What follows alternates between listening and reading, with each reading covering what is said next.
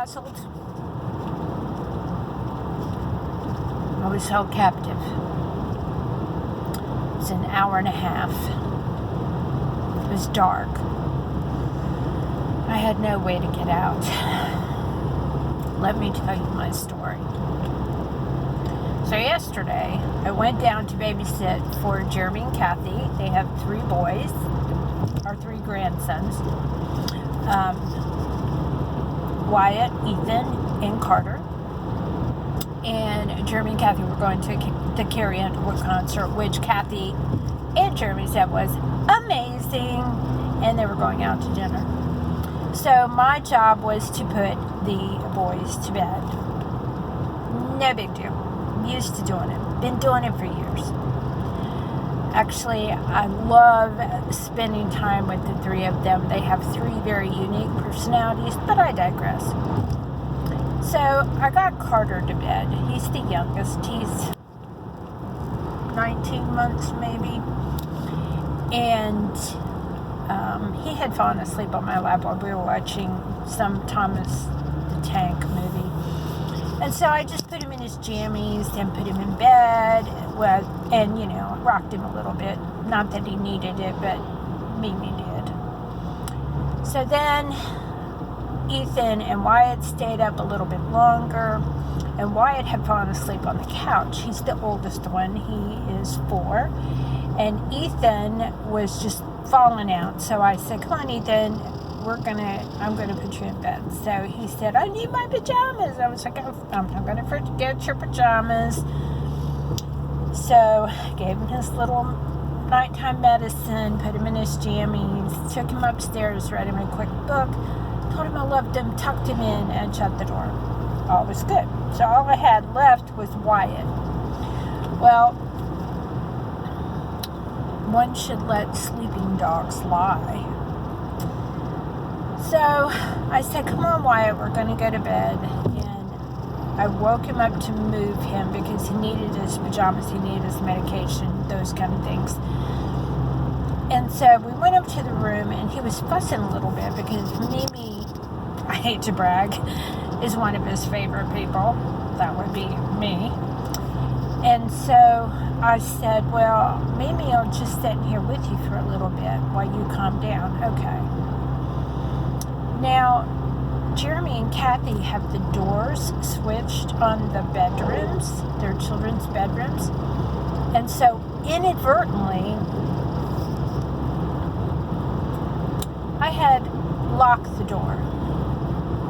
I mean, not like on purpose locking it, like I probably opened it and it hit against something or whatever.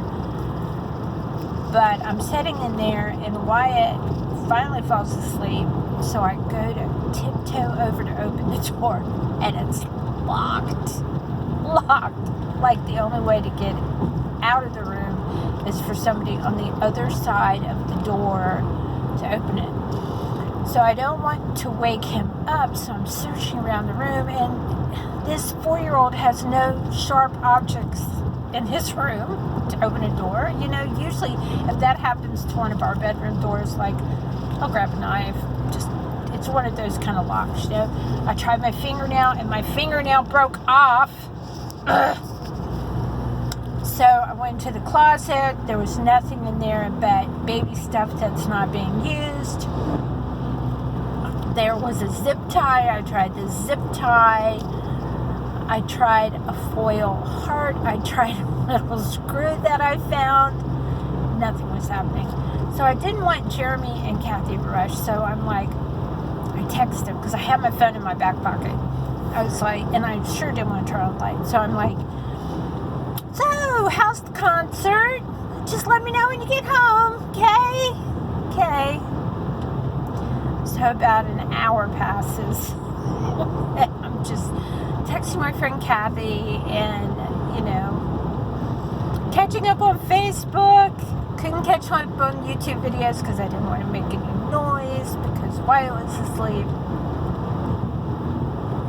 I'm fiddling with it again, and there are 2 doors. Both of them were locked. One to the bathroom from his room, and one to the hallway.